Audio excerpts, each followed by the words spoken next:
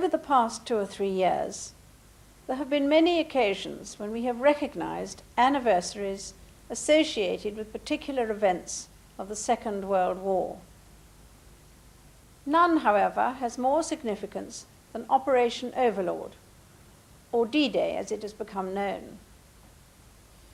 This, of course, was the meticulously planned assault by the Allied forces, in which hundreds of thousands of servicemen and women, their equipment, and millions of tons of supplies, delivered by land, sea, and air, were launched against the German forces occupying Europe.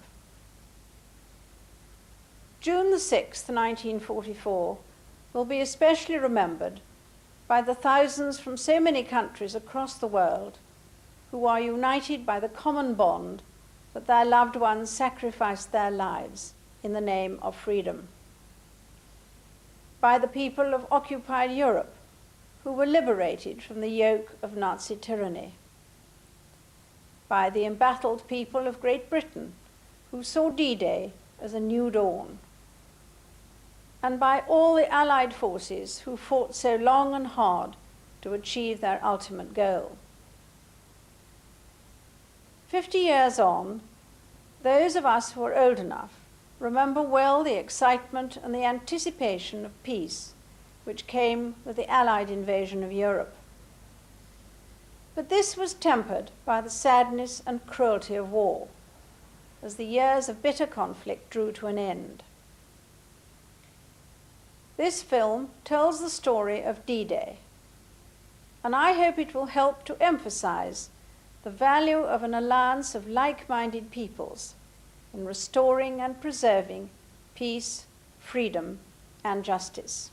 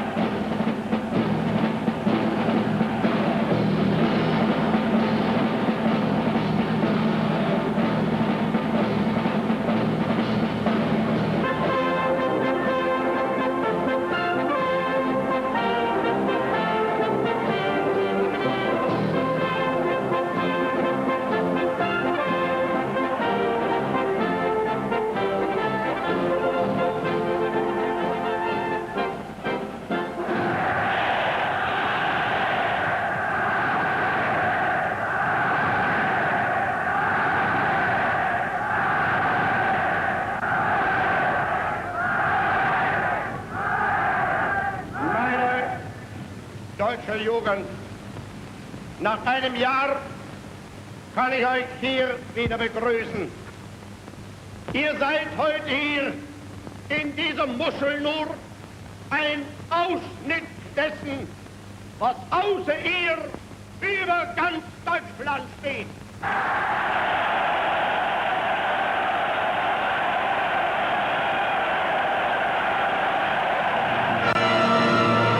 As morning broke on Friday, September the 1st, 1939, Adolf Hitler's tanks and Stukas thundered into Poland. And the British declaration of war seems inevitable. On the morning of Sunday the 3rd, Neville Chamberlain declares war on Germany. This morning, the British ambassador in Berlin handed the German government the final note, stating that unless we heard from them by 11 o'clock, that they were prepared at once to withdraw their troops from Poland, a state of war would exist between us. I have to tell you now that no such undertaking has been received, and that consequently this country is at war with Germany. Almost immediately, mothers and young children are evacuated from the cities to the country before the inevitable bombing raids. Get in your shelter, Air raid shelters are prepared, and 2.5 million Anderson shelters are constructed in back gardens. Every man, woman and child is issued a gas mask, 38 million in all. To impede the German bombers acquiring targets at night, the country was subjected to a blackout restriction. In the evening, every window is shaded by thick curtains or screens. Factory windows are painted black to prevent any light from escaping.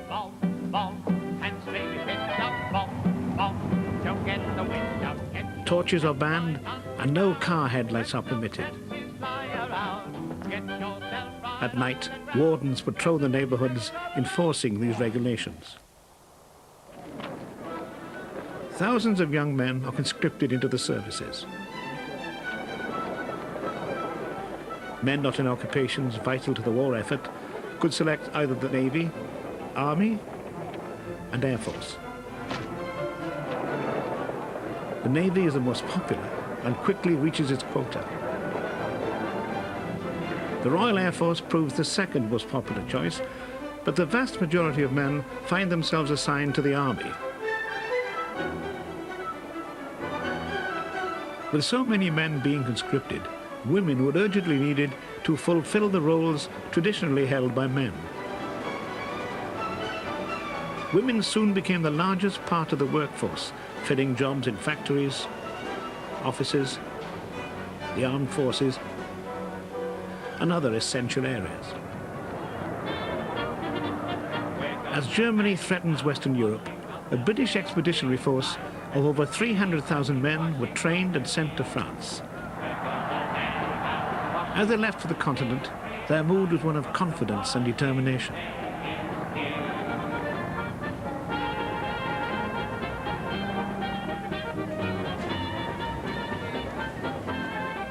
At home, rationing was introduced. At first, petrol is restricted, but as a result of Hitler's unlimited German U-boat attacks on merchant shipping, in January, the government ordered the rationing of all meats, sugar, fat and butter.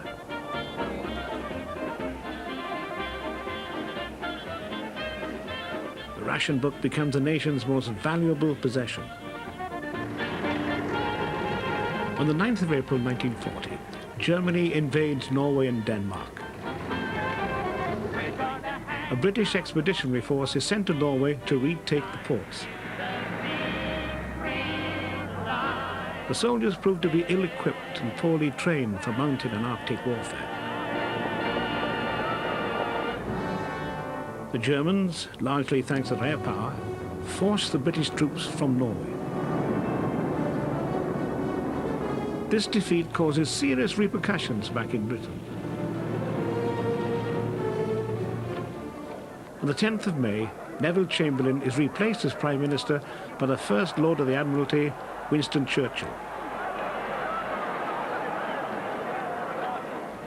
During the early days of Churchill's leadership, Hitler launches a blitzkrieg through France,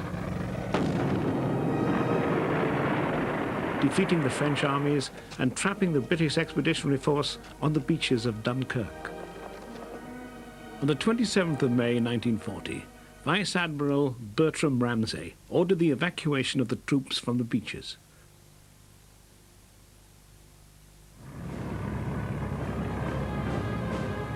From all over the south coast, a vast fleet of ships and small vessels, known as the Little Ships, set sail for France in hopes of bringing as much of the army home as possible.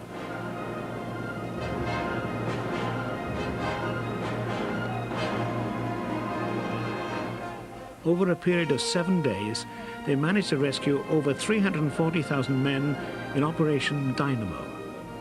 The British, suffering incalculable losses, were relieved and even delighted by the evacuation. But Churchill soon puts the triumph in perspective by saying it was a defeat, and wars are not won by evacuations. In June, France surrendered. Nazi Germany, with its ally Italy, held sway from Norway to the Pyrenees and the Polish-Soviet frontier. Britain alone opposed Hitler, despite the British Army being short of everything from trained manpower to weapons and ammunition.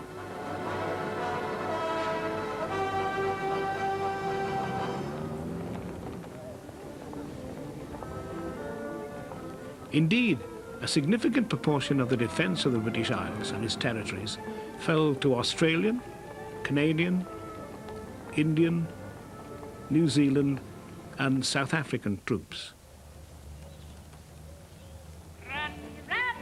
With Germany on the doorstep, the British government established the local defence volunteers, or Home Guard, Dad's Army.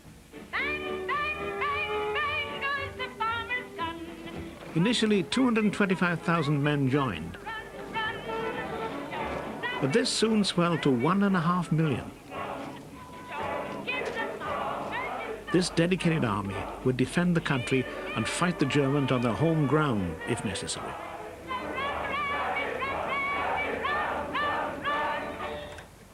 Hitler's persistence in the destruction of Britain continued. He orders that plans be made for its invasion. German long-range guns began shelling the Channel ports. But if his invasion plans were to succeed, he needed to destroy the Royal Air Force, Britain's last line of defence. The Battle of Britain clearly demonstrated to the population that the Germans were too close for comfort. Air battles raged in the skies of southern England from July to September. The 2,500 pilots of Fighter Command, made up of British, Commonwealth, Free French, Czech, Polish and American Eagle squadrons, fought bravely. Despite overwhelming odds, they managed to defeat the Luftwaffe.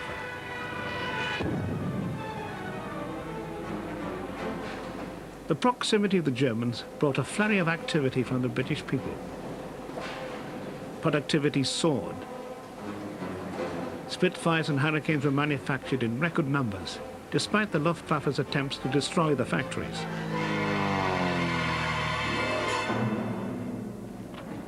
The government called for the people to donate everything for the war effort, from pots, pans and kettles to tyres and iron fences. Everything that can be recycled is sacrificed for the cause. The defeat of the Luftwaffe in the skies over Britain caused Hitler to postpone his invasion. Churchill and his planners began looking toward the return to continental Europe.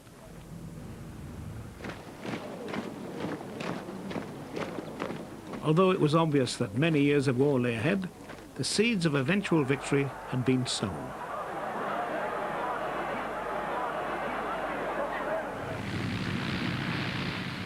The success of the RAF owed much to the fact that the Germans had changed their strategy from the destruction of the Fighter Command to the bombing of cities.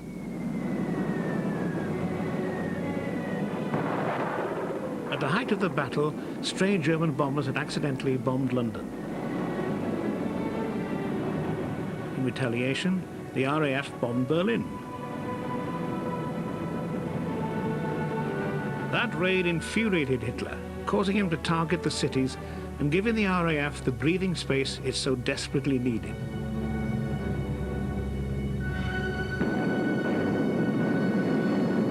The Blitz of London began on September the 7th, with hundreds of German bombers attacking the docks and the East End.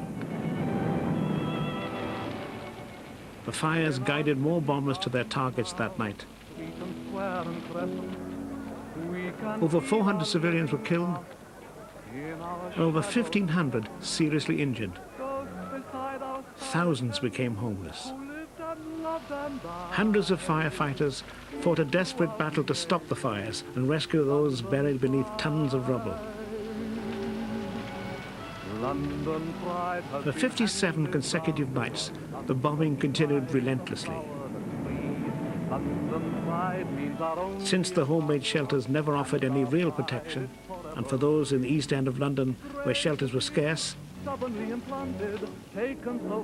this saturation bombing sent the population into the underground stations for safety. The King and Queen visited the areas worst hit to offer the people comfort and to boost morale. Indeed, after Buckingham Palace had been bombed, Queen Elizabeth said, "Now I feel I can look the people of the East End in the face."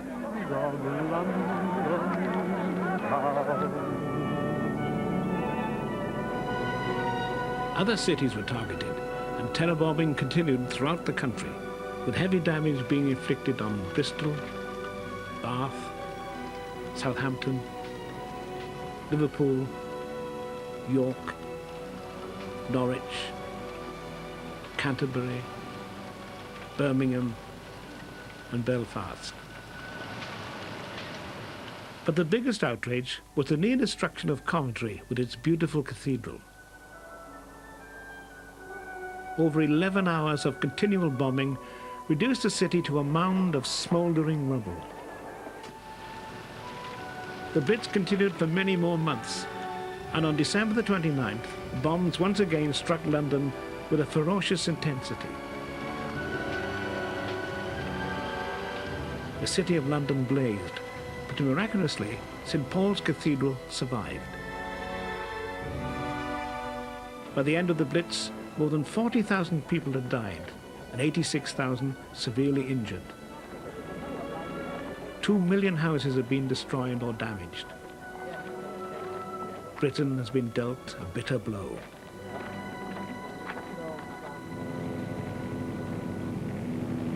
Hitler's attack on Russia in the summer of 1941 was followed by Japan's attack on the United States at Pearl Harbor on December the 7th. Bringing the two countries into the war,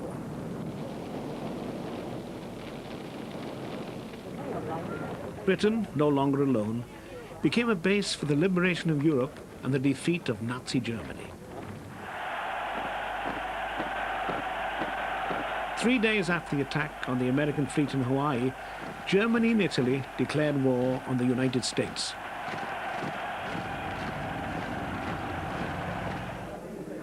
Immediately after the bombing of Pearl Harbor, Roosevelt and Churchill and their chiefs of staff met at the Arcadia Conference in Washington, D.C. All agreed that the defeat of Germany was the priority, and plans to wear down the Axis were set in motion.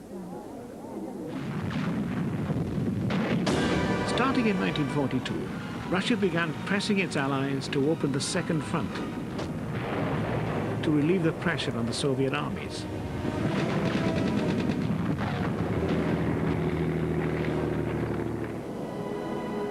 However, Allied priorities at this time included keeping the Atlantic shipping lanes open, and therefore it took several years to respond. In early 1942, the build-up of American troops and equipment in Britain on a massive scale began. This operation, called Bolero, was the preliminary to an early invasion plan codenamed Sledgehammer. Sledgehammer was originally conceived as a possible small landing at Cherbourg in 1942, leading to an invasion of the Pas de Calais in 1943.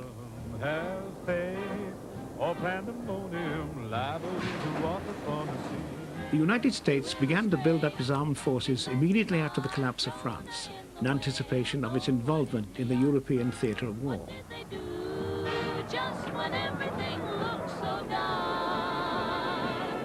America's war production tripled in 1941 and increased fourfold by 1943.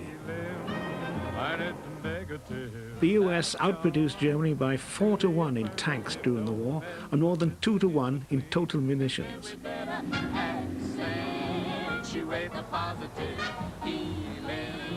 In exchange for the weapons that the US would supply, Britain offered their own specialist weapons and provided a home base for thousands of troops. Don't mess with Mr. In-Between.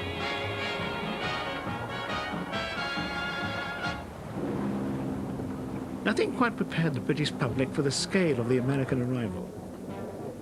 The first American troops to reach the UK landed at Belfast Harbour in January 1942. The Britain to which the GIs came was a gloomy and depressing country, and this had little to do with the weather. Most people were wary of foreigners, but accepted this army of friendly occupation with remarkably good grace. Most of these troops were stationed in rural areas like Cornwall and Scotland.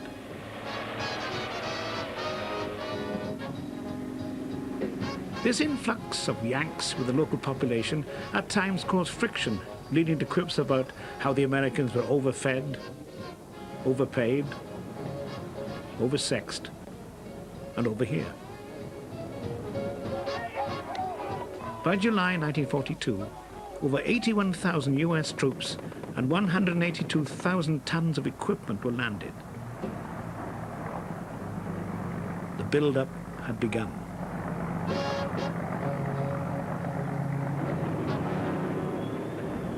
In September 1942, the Allied bombing offensive against German-occupied Europe began.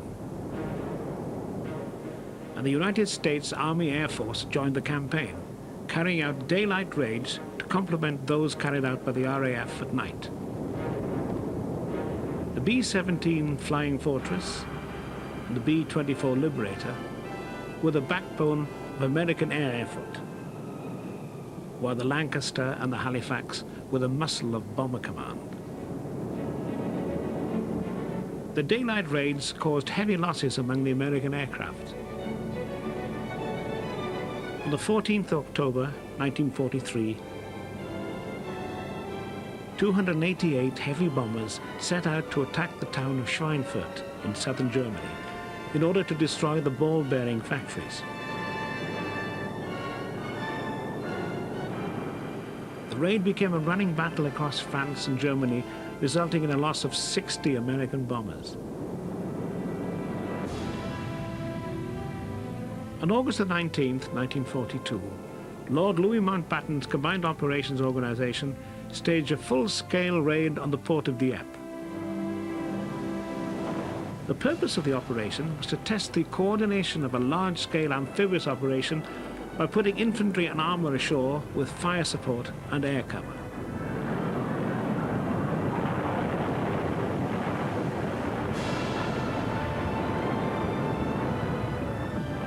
The Canadian 2nd Division, along with 1,000 British troops and 50 American Rangers, took part.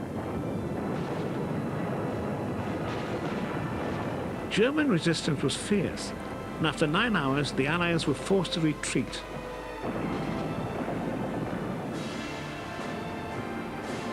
Almost 1,000 soldiers died in the attack, and nearly 2,000 were left behind. Of the 6,100 men who went into Dieppe, only 2,500 returned to England. However, valuable lessons have been learned that would contribute to the successful planning for the real invasion. By 1943, the tide had turned against Germany, who had suffered defeats by the Russians at Stalingrad and the British at El Alamein. Though it had been proven that the Germans were no longer invincible, there was still a long way to go before they could be defeated.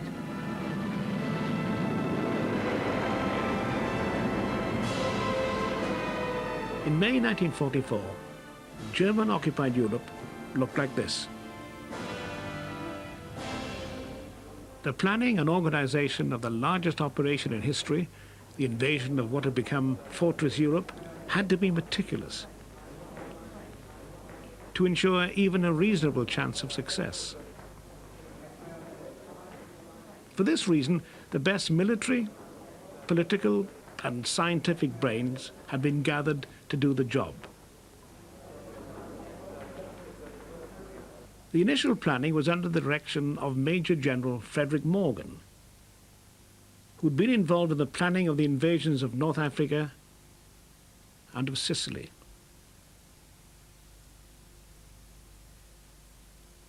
In March 1943, he was appointed Chief of Staff to the yet unknown Supreme Allied Commander, Cossack. In December, at the Tehran-Cairo conference, Dwight D. Eisenhower was given the job of leading the invasion of the Allies into Europe. The invasion was codenamed Operation Overlord. Ike's first step was to gather around him a strong command team, based to a large extent on the successful team forged in the Mediterranean during the fighting in North Africa, Sicily, and Italy. Air Chief Marshal Sir Arthur Tedder, an expert on ground-to-air cooperation, was appointed Deputy SAC. Air Chief Marshal Sir Trafford Lee Mallory was given command of the Allied Air Forces, and Admiral Sir Bertram Ramsay of the naval forces for the invasion. General Sir Bernard Montgomery, known as Monty, was to command the ground troops. And Lieutenant General Omar Bradley and Lieutenant General Miles Dempsey were named commanders of the main invasion forces, the US 1st and British Canadian 2nd Armies respectively. Eisenhower's long-standing Chief of Staff, Major General Walter Bedell Smith, remained in that post, with Morgan as his deputy.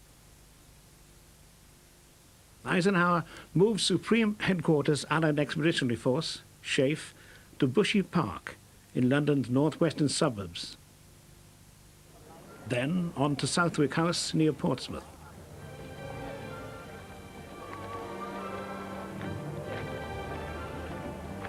The key questions for the newly assembled command were when and where.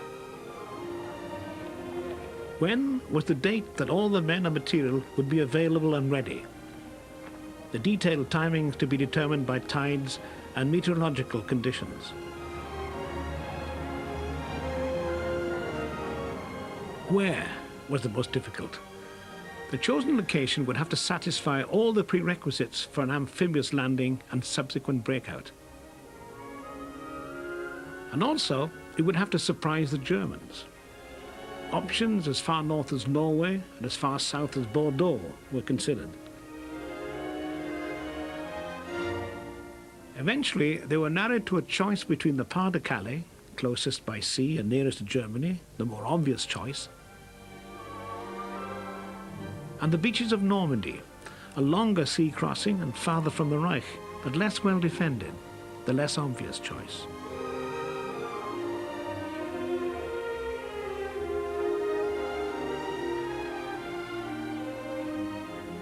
Throughout 1942 and 43, the whole coast of France between the Belgian frontier in the north and Brest in the south was photographed by high-flying Allied reconnaissance aircraft.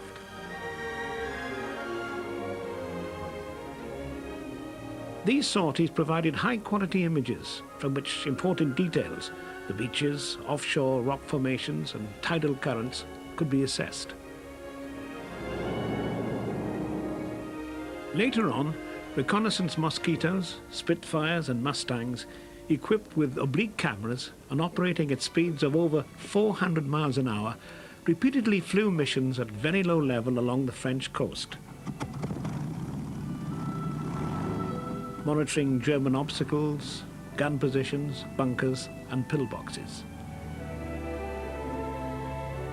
As much information as possible had to be gathered not only on the enemy's defences, but also on the beaches and general lie of the land.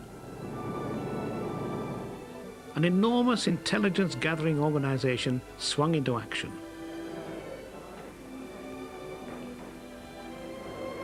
The information was collated by the Inter-Services Topographical Unit at Oxford under Colonel Sam Bassett of the Royal Marines. It produced detailed, up-to-date maps of the entire coastline, Using the BBC, Bassett appealed to the public to send all their pre-war holiday snaps. He received 30,000 in the first post, some yielding amazingly detailed information. In France, agents were used to gather information. The first regular service forces to be involved were the combined operations piloted parties. These combat swimmers were landed on beaches by all manner of means, including midget submarines, to check the obstacles, the gradients, and their load-bearing capacity. This was critical in determining which would be suitable for both landing craft and tracked vehicles. Details of the obstacles were necessary to develop techniques for their clearance. Until early 1944, the fabled Atlantic Wall was largely a part of Hitler's imagination. It took the arrival of Rommel, the desert fox and Montgomery's old adversary in North Africa, to actually get things organized with a view to defeating the Allied invasion armies on the beaches. Rommel believed, unlike von Rundstedt, the German CNC in France, that invading armies must be kept on the beaches and destroyed there. Failure to do so would cost the Germans the campaign and ultimately the war. From his appointment in November 1943, Rommel worked tirelessly to bring the Atlantic Wall up to a standard where it could serve its purpose. He had all possible invasion beaches laced with obstacles to disrupt and damage the landing operations. Examples of these devices included the Czech hedgehogs, tetrahedra, and Belgian stakes, many of which were fitted with explosive charges to wreck the landing craft and use them to block the beaches.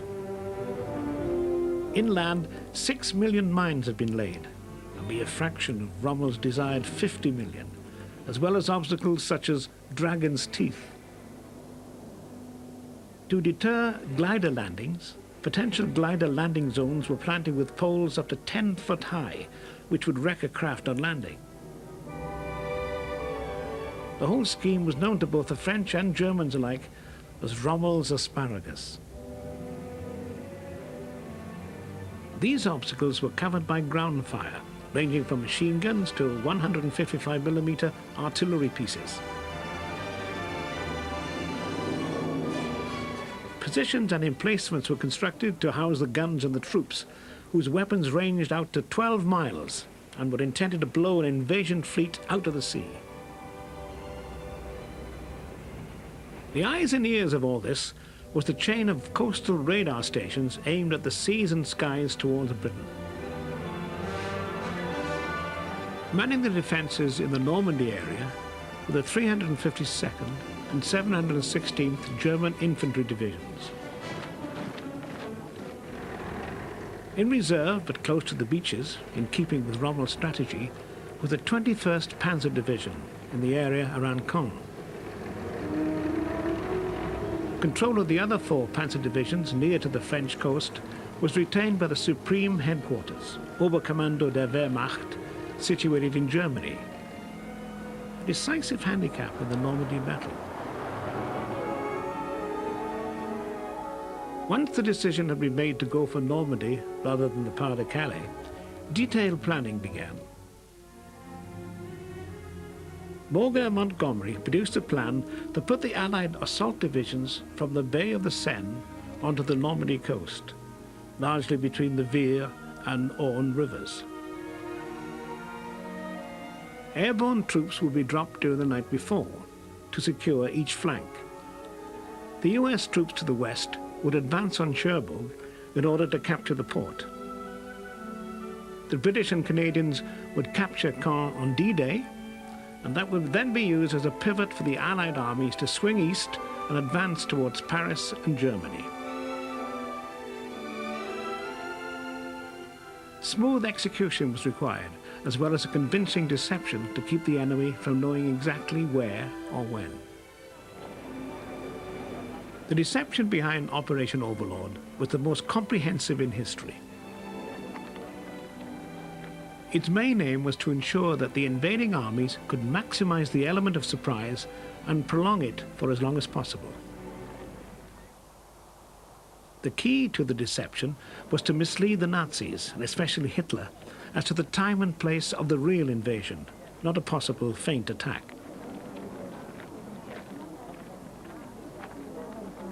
Hitler and the High Command needed to be convinced that the real invasion would take place at the Pas de Calais in either May or July, August 1944.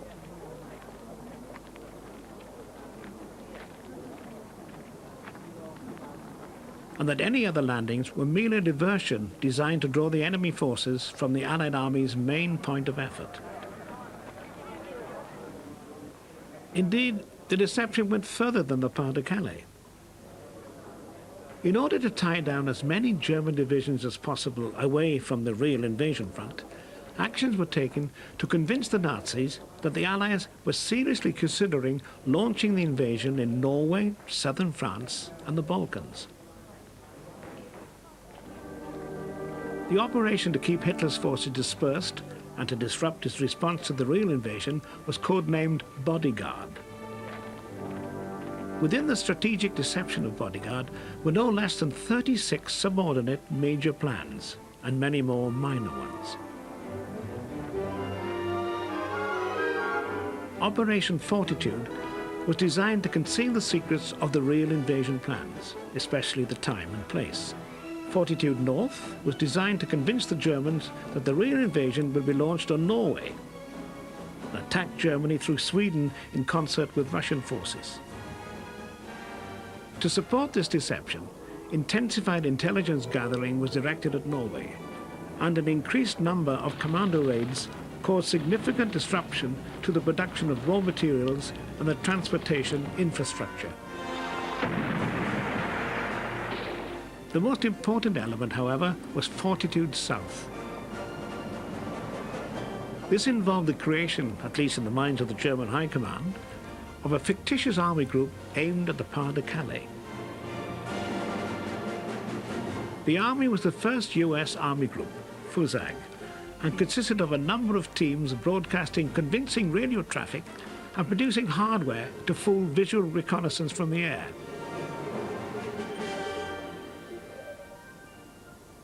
To give FUSAG added authenticity, its commander was real enough.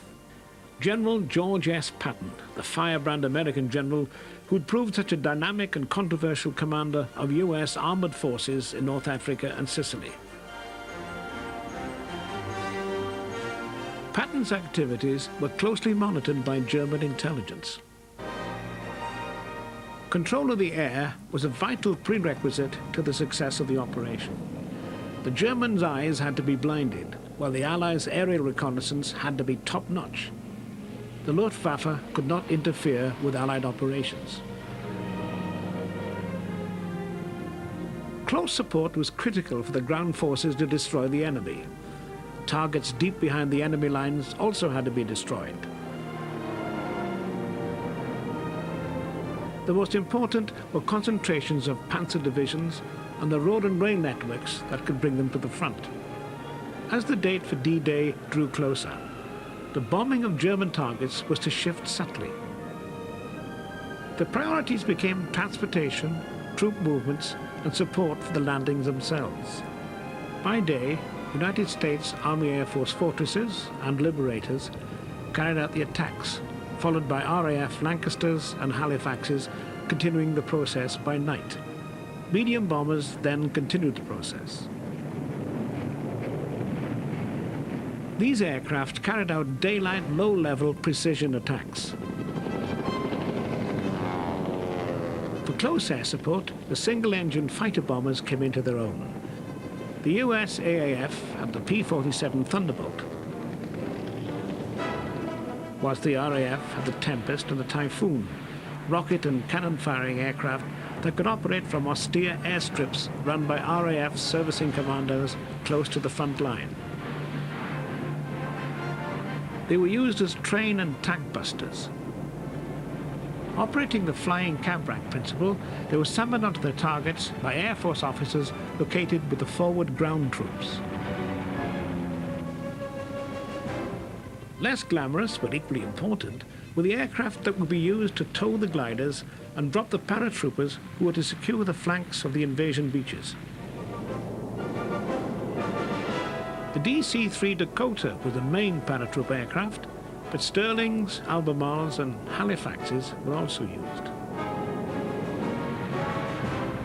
The gliders were a variety of types that carried troops and heavier equipment. Often constructed by furniture companies, they were the Horsa, the Hadrian and the larger Hamilcar, capable of carrying bulldozers or light tanks. American, Canadian, Dutch, Norwegian, Free French and Polish, as well as British ships, landing craft and specialized vessels, took part in Operation Neptune, the Navy's role in overlord.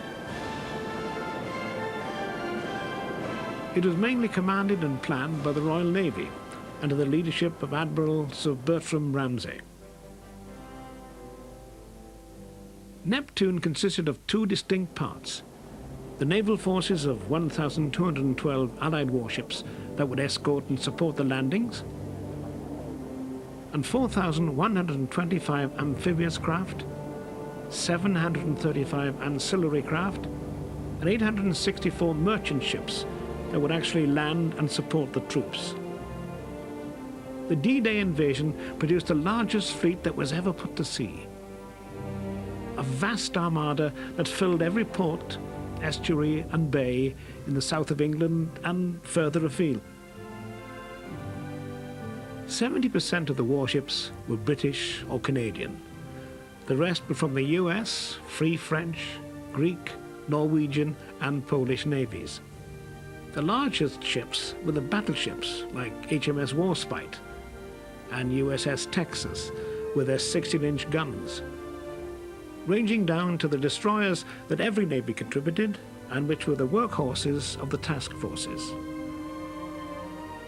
The key vessels of the whole operation were the various types of landing craft, and due to the demands of other theatres, like the Pacific, they were not in abundant supply. The majority of these craft were designed to carry troops, landing craft assault and landing craft infantry, or fighting vehicles, landing craft tanks. However, there were fannies among these vessels, which supported the landings in other ways, such as the landing craft gun and the landing craft rocket. The Naval Task Force was subdivided into the US Navy's Western Task Force under Rear Admiral A.G. Kirk and the Eastern Task Force under Rear Admiral Sir Philip Vian. They would transport and support the American and British assaults respectively. Two major features of Operation Neptune were the Mulberry Harbour and Pluto. To avoid the necessity of capturing a port, the decision was made to build a floating one and take it across with the invasion forces. The Mulberry Harbour was a prefabricated structure of steel and concrete that was towed to the French coast and assembled there. Old ships would be sunk close by to form a breakwater. Pluto, pipeline under the ocean, was laid on the seabed to allow fuel to be pumped to France from Britain. Y-Day, when all had to be ready to go, was set at the 1st of June, with D-Day, the day of the actual invasion, to be between the 4th and the 7th. That was the time when the tides and the moonlight were considered to be the most favourable. However, the weather was to be the critical factor in the decision of when to go, and that decision had to be made early. For the ships to cross the Channel, it meant that once loaded, they would either have to go or wait off the English coast, vulnerable to German aerial reconnaissance and attack from the sea. The wrong weather could produce rough seas and high winds, which would prove disastrous for both the amphibious and the airborne landings. The key men in the decision of when to go became the weather forecasters. Vast Allied resources have been dedicated to both ensuring that the best meteorological information was available to them and denying it to the enemy. From May, weather patterns have been tracked eastward from Newfoundland. The man in charge of the Allied weather was Group Captain Stagg of the RAF. The deputy was Colonel D.N. Yates of the USAAF. The primary date for the invasion was the 5th of June. But the incoming weather was so bad that Stagg advised postponement to Eisenhower, who duly made that decision. The weather looked little better over the next few days. Indeed, the Luftwaffe's weather service had stated that conditions would rule out invasion operations for at least several more days. On the 4th of June, at 4 a.m., in Eisenhower's HQ at Southwick House, Stagg was called upon to make the greatest decision of his life. He advised the Supreme Commander that, though far from perfect, there would be an abatement of the bad weather on the 6th of June that could allow the landings to proceed. At 04:15 on the 5th of June, Eisenhower gave the order to go.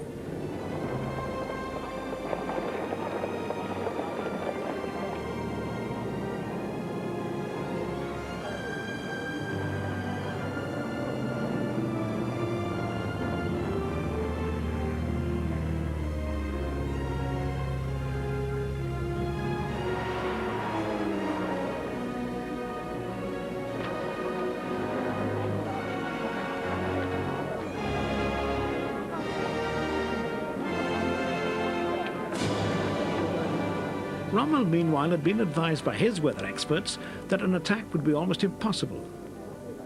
Accordingly, he decided to go to see Hitler on the 5th of June to plead for control of the other panzer divisions and to be with his wife on her birthday, an added bonus to the Allies.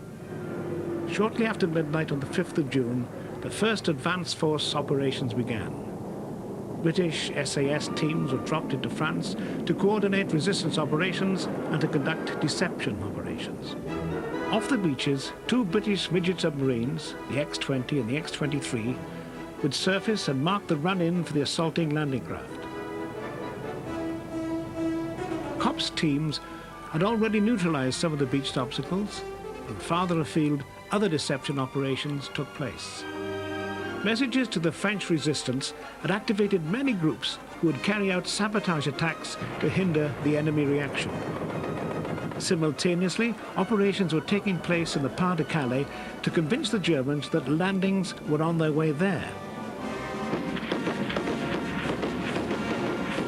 A flotilla of small ships mounting radar reflectors sailed to those beaches, and 30 British and American bombers dropped strips of window, radar reflective foil, to indicate to the German radar stations that had been left intact by Allied air attacks that the invasion was on its way there.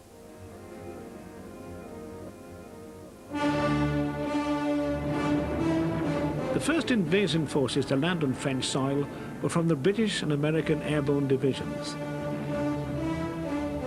Their critical tasks were to secure the flanks of the landings as well as to capture or destroy strategic targets. In the west, the US 82nd and the 101st Airborne Divisions landed at the base of the Cotentin Peninsula, with a task of capturing key points and securing the exits from the westernmost invasion beach, codenamed Utah. Anti-aircraft fire dispersed the drops badly, and many paratroopers were drowned in the areas of low-lying marsh that had been flooded by the Germans. Nevertheless, small groups of paratroopers got together and fought their way to their objectives, attacking what enemy they could find. The village of Saint-Mère-Église became a focal point for the 82nd Airborne Division. Some 30 troops were even dropped onto the village, which was ablaze in many places, and one man, PFC John Steele, actually landed on the church, dangling from his parachute, which was caught on the steeple, the church bell ringing furiously. The scattered drop for the 101st over an area 25 by 15 miles actually helped the Allied effort, in that the Germans could not determine a focal point for a counterattack.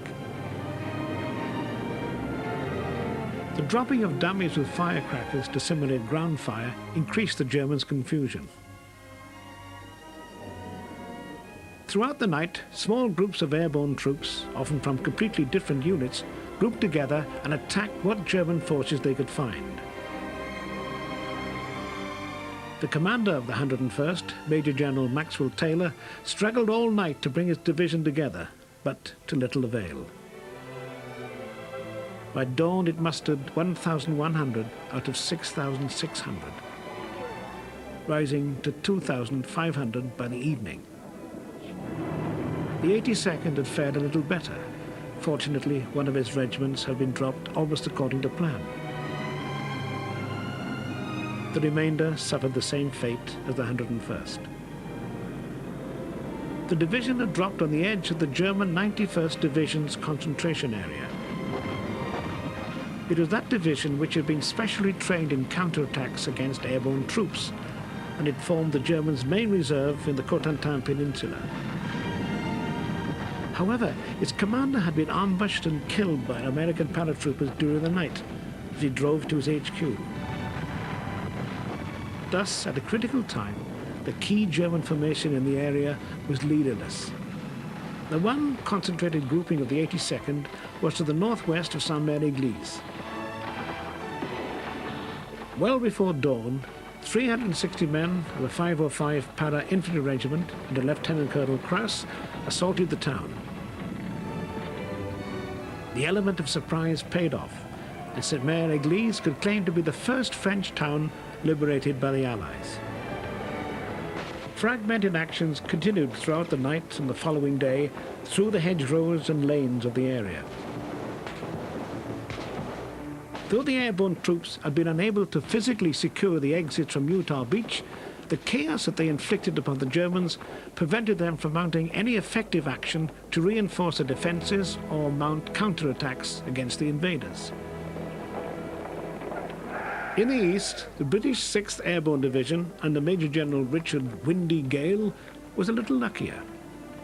As well as securing the left flank of the invasion, it had three other specific tasks: to silence the artillery battery at Merville, to destroy the bridges across the River Dive to the east, and to capture the bridges across the Orne and the Caen Canal intact. Brigadier James Hill, the commander of the 3rd Parachute Brigade, had warned his men, "Do not be daunted if chaos reigns. It undoubtedly will." His prediction applied equally to both the British and American airborne operations. However, though the weather was poor and the winds gusty, the British fared better during the landing phase than their American counterparts. The Pathfinders were reasonably successful in finding and marking the correct drop zones. At about the same time as the Pathfinders jumped, the 6 Horsa gliders carrying the men of Major John Howard's D Company, the 2nd Ox and Bucks Light Infantry, landed beside the Orne and Caen Canal Bridge. The lead aircraft, flown by Sergeant Jim Woolworth, landed within 50 feet of the target. Many consider this night flight to be the finest piece of airmanship in the whole war. After a brief battle, during which Lieutenant Den Brotheridge, the assault platoon commander, was killed, both bridges were taken intact. The canal bridge was renamed Pegasus Bridge, and the adjacent Café Gondry became the first building in France to be liberated. Farther north, the 9th Parachute Battalion had the task of silencing the Merville Battery to prevent it firing on the invasion beaches. The drop was chaotic, and just over 150 men with 1 Vickers machine gun attacked the 4 casements. Over a third of the attacking force were killed or wounded, and when the guns were checked, they were found to be medium field howitzers. The larger 155mm guns had yet to be delivered. Nevertheless, they did not hinder the landings on D-Day. To the east, the Dives bridges have been destroyed by the Canadian and British parachute battalions. The most dramatic was the destruction of the bridge at Troan by Major Tim Roseveare and a party of engineers, driving through German-held territory in a jeep and trailer loaded with explosives. Sapapici lying on the trailer as rear gunner, firing at any Germans around. He eventually fell off and was captured, but the party got to the Troan Bridge and destroyed it. Meanwhile, the bulk of the 6th Airborne Division made for the high ground of the Bois de Bavon and dug in to secure the eastern flank of the invasion and await the inevitable German counterattack. Because of the schedule of the tides along the Bay of the Seine, H-hour, the time when the first troops would land ashore, varied by 1.5 hours across the length of the invasion beaches. The westernmost beach, Utah, had the earliest H-hour. At 06:30, the men of the 8th Infantry Regiment of the 4th U.S. Infantry Division landed. The 1st Battalion to the right on Green Beach and the 2nd Battalion to the left on Red Beach. 30 men to each landing craft in waves of 20. The Deputy Commander of the 4th Division, Brigadier General Theodore Roosevelt Jr., landed with the first wave, and his presence was significant to the success on Utah Beach.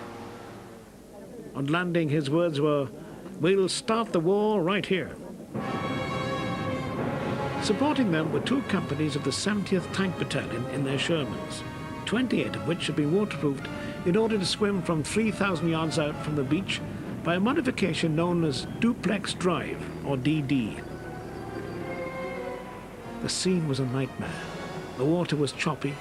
The beaches and their rear areas were being blasted by rockets, naval gunfire and bombers to such an extent that it was almost invisible behind a pall of sand, smoke and dust.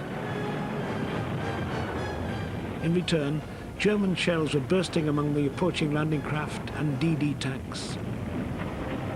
The second wave was starting their trip to the beach when 276 aircraft of the US 9th Air Force attacked the beach defenses, delivering 4,400 250-pound bombs upon 7 designated targets.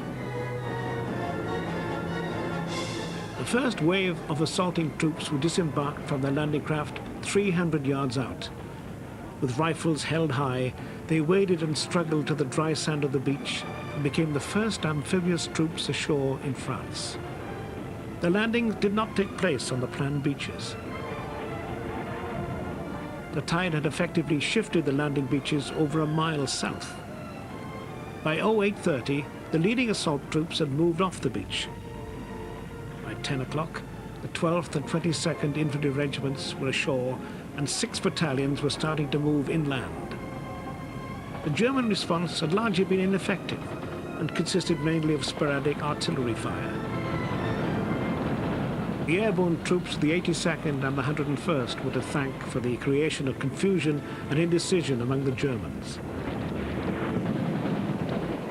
The 4th Infantry Division's casualties totaled less than 20 dead and 200 wounded, far lower than anyone dared hope for. The actions on and behind Utah Beach went as close to plan as anyone could hope for. The troops were able to fight their way inland with relative ease to link up with the scattered airborne troops and consolidate the west end of the beachhead before the advance of the Cotentin Peninsula. For the troops on Utah, the greatest difficulty had been the forces of nature. Omaha was a completely different story. The beach was over 12 miles east of Utah and the other side of the Vire estuary. It was defended by the German 352nd Infantry Division, and, different to Utah, there were no airborne troops to disrupt the defense. The German-prepared defenses at Omaha were far more effective than those on Utah. The currents were strong, and the natural lie of the beach favored its defenders. Between the outcrops and straight inland was a more gentle slope with pillboxes and gun emplacements that covered the beach and its exits by crossfire. Between the low and high water mark were mines and obstacles aimed at landing craft, tanks, and soldiers on foot. The arrival of the German 352nd Infantry Division significantly increased the strength of the defense. The formation that was to assault Omaha was the Big Red One, the US 1st Infantry Division, which had seen active service in the Mediterranean. It was the only division out of the 11 US divisions in England that had been under fire. Accordingly, Bradley made the hard decision and assigned it to be the lead division onto Omaha.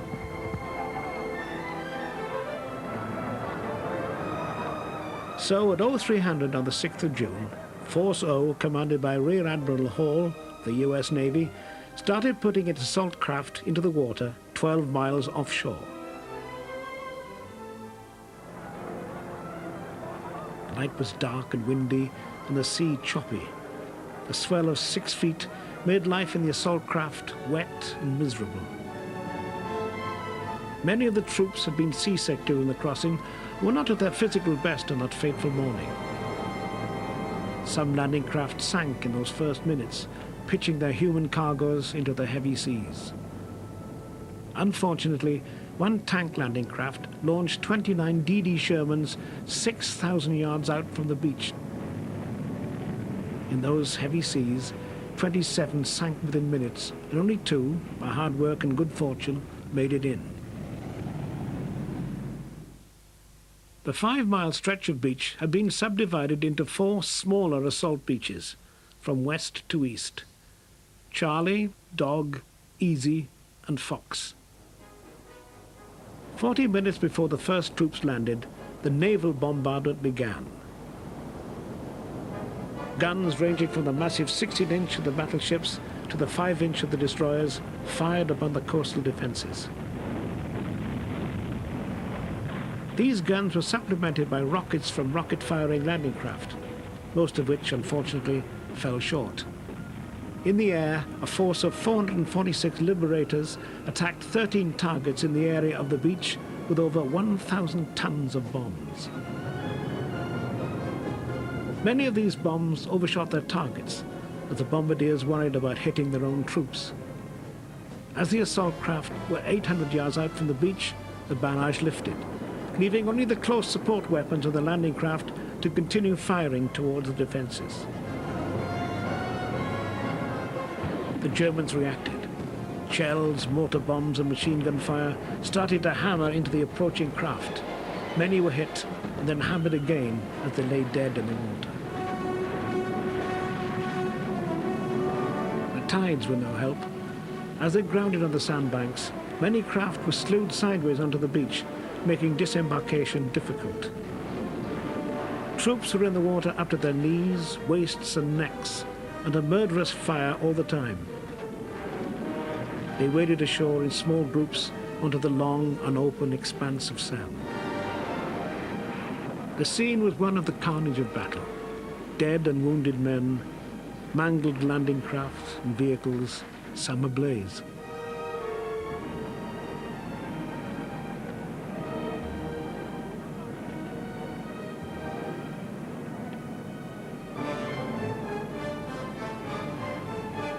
The 743rd Tank Battalion overcame great difficulties to get 8 Shermans ashore and engage the strong point at Vierville.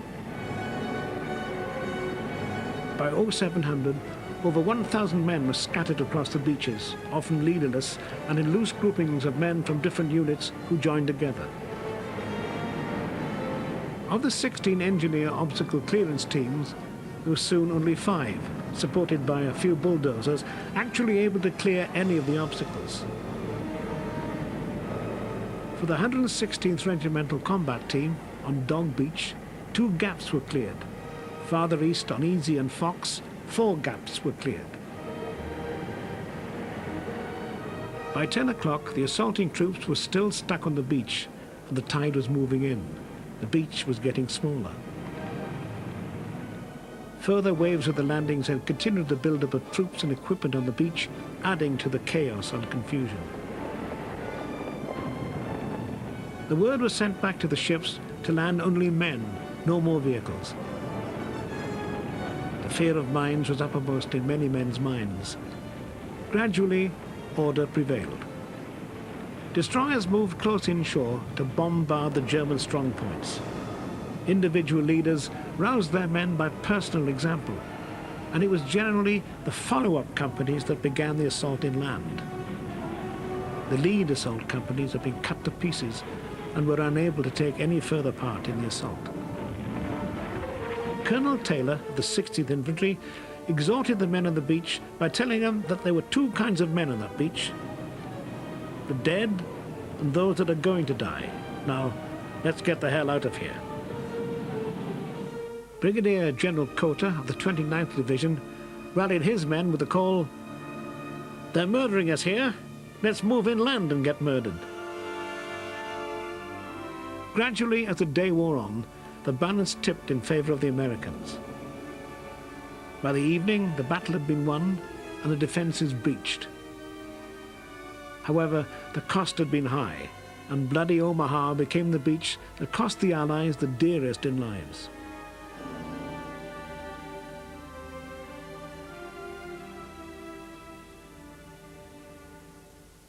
The British and Canadian invasion beaches from west to east were Gold, Juno, and Sword.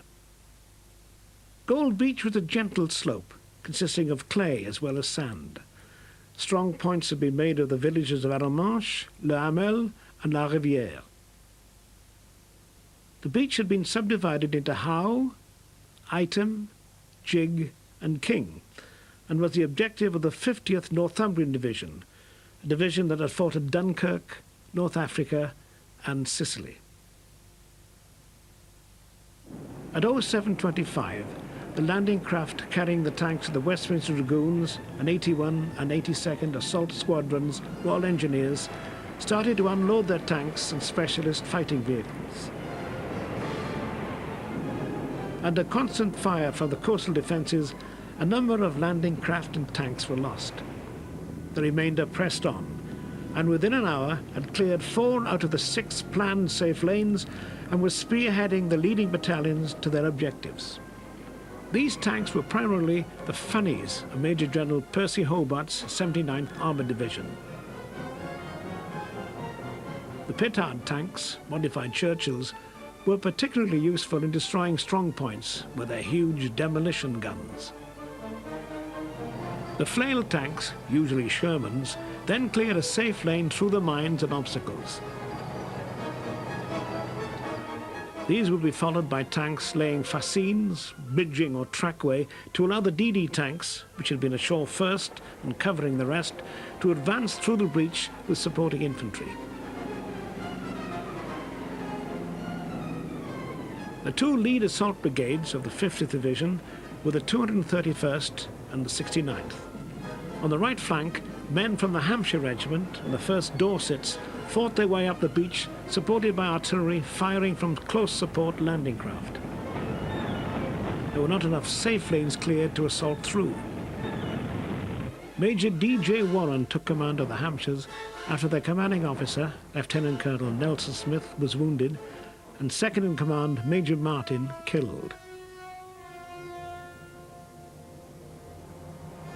They moved round to a flank and took Les Roquettes and Arsenal-sur-Mer, then moved to attack the strong point that the Germans had created in the Le Hamel Sanatorium. The Dorsets, in the meantime, supported by tank fire, took the high ground to the south of Arromanches. On the left, with the 69th Brigade, the Green Howards and the East Yorkshires fought their way through La Rivière and broke through the German defence line of strong points and pillboxes. It was for dealing with such a pillbox, among other valiant actions, that Sergeant Major Stanley Hollis of the Green Howards was awarded the only Victoria Cross to be given for the 6th of June. By 11 o'clock, the follow-up brigades, 56th and 151st, maintaining the momentum of the attack, were moving inland through 7 clear lanes supported by tanks. They moved south and hooked slightly west to broaden the beachhead and to gain the high ground to the east of Bayeux. 47 Royal Marine Commando had landed on the extreme right flank, and its task was to capture Port-en-Bassin. They had lost 4 out of their 14 landing craft, but on landing advanced 10 miles west to capture the high ground to the south of the town. Quite a feat, as each man was laden with 80 to 90 pounds of equipment.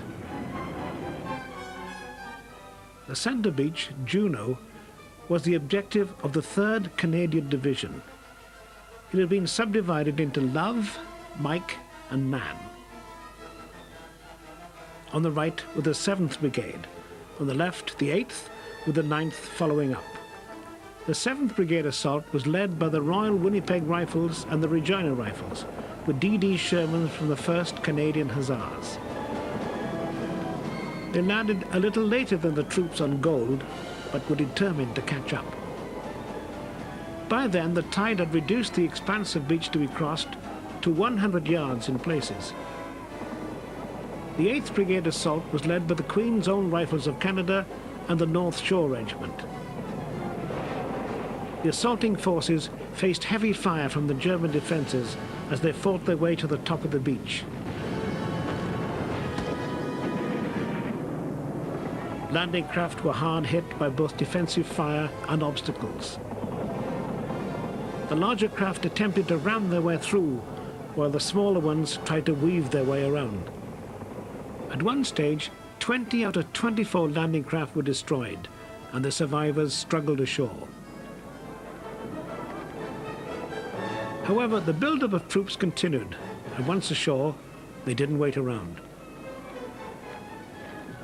While naval obstacle clearance teams worked to clear the beach obstacles, the Canadian troops fought doggedly their way inland, destroying all the German resistance they could find. When the second wave came in, carrying among others the Regiment de la Chaudière, there was little opposition. The tanks and infantry were then grouped for the advance inland. Flails cleared lanes through the obstacles, and petards blasted gaps to the 12-foot sea wall. 12 lanes were cleared by the 79th Division tanks on Juno to allow a rapid advance southwards and movements to the flanking beaches. By midday, the Canadian 2nd Armoured Brigade was coordinating the armoured advance, and by the evening, the 7th Canadian Brigade was probing towards the lateral Caen-Bayeux Road, challenging the 69th Brigade of 50 Division from Gold for the lead. In the meantime, the 9th Canadian Brigade, the follow-up brigade, had taken the Corsair-Caen Road at its axis and began advancing towards the city as quickly as it could. By midnight, it would be within 3 miles of the outskirts of Caen. To the east, the 3rd British Division's objective was Sword Beach, between Saint-Aubin and Ouistreham. It had been subdivided into Peter, Queen and Roger from west to east. The 8th, 9th, 185th Infantry Brigades and the 22nd Armoured Brigade were the assaulting troops. Force S, commanded by Rear Admiral Arthur Talbot, was the naval force that delivered the division onto Sword Beach.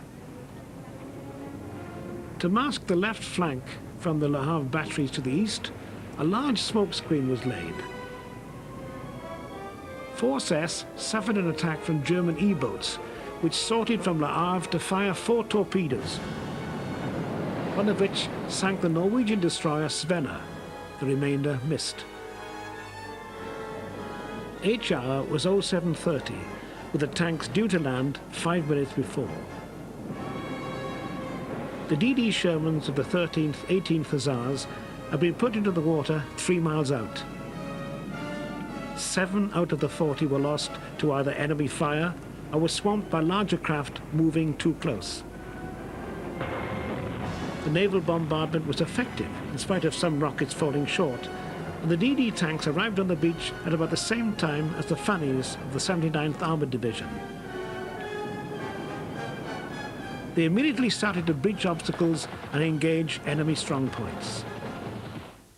The 8th Brigade fought towards Ouistreham with the 1st Battalion of the South Lancashire Regiment and the 2nd Battalion, the East Yorkshire Regiment. Casualties were heaviest among the assaulting troops charged with breaching the obstacles. In some areas, there were as much as 50% of the armoured vehicles and 20% of the troops. But a near orderly move inland was accomplished. The key road was the one from Hermanville through Beerville to Caen. By the time it had passed through Hermanville, the 8th Brigade dug in to consolidate, and the 185th Brigade prepared to open the road south. The volume of traffic trying to leave the beach prevented some of the armour from staying with its assaulting infantry. Consequently, the King's Shropshire Light Infantry fought their way to Beerville alone, linking up with the armour of the Staffordshire Yeomanry in their last approaches to the town. At Beerville, a battle group of the 21st Panzer Division with 24 tanks counterattacked. The Shropshires knocked out 5 German tanks and continued to advance. However, the Germans along the Liberacy Ridge halted the British advance, inflicting serious casualties and clearly demonstrating that their defences would not be overcome by a quick advance, but only by a slower, deliberate attack. The Germans counterattacked with 50 tanks of the 21st Panzer Division launched at 1900 hours into the gap which still existed between Gold and Sword beaches. Fortunately, the attack was held in check and finally faltered as the last glider lift of the 6th Airborne Division flew overhead in the gathering dusk. The chances of the 3rd Division getting to Caen by D+1 had all but faded away. On the flanks of Sword, the 1st and 4th Special Service Brigades had landed their commanders, who were only lightly equipped and couldn't halt the German counterattacks to the west. To the east, the Free French Commando under Commandant Kiefer fought through the seafront of Ouistreham, having a major battle to capture the casino and other key buildings. Lord Lovat's 4th Commando quickly advanced inland to link up with the airborne troops of Bonneville and Pegasus Bridge. Led by Piper Bill Millen, playing his pipes, they crossed the bridges and went on to reinforce the perimeter that had been held by the 6th Airborne Division. By the end of D-Day, though the Allies had not advanced as far as planned and Caen remained in German hands, the invading forces were ashore with a firm foothold. Rommel had forecast that the first 24 hours of the invasion would be critical. His absence and the fact that the 4 key panzer divisions were not released by the German High Command to quickly counterattack the invading forces at their most vulnerable moments had allowed the Allies to consolidate, build up their logistics and prepare for their subsequent advance from a firm footing. Allied control of the air would make German movement of their armoured forces very difficult. And though the battle of the hedgerows through the bocage country of Calvados had yet to be fought, the advantage now lay with the Allies.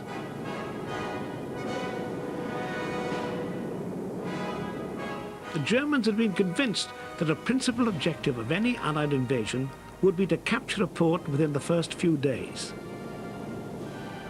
They hadn't reckoned with the ingenuity of the Mulberry Harbour, which the Allies brought with them and positioned off the beaches, so negating the requirement to seize a port intact.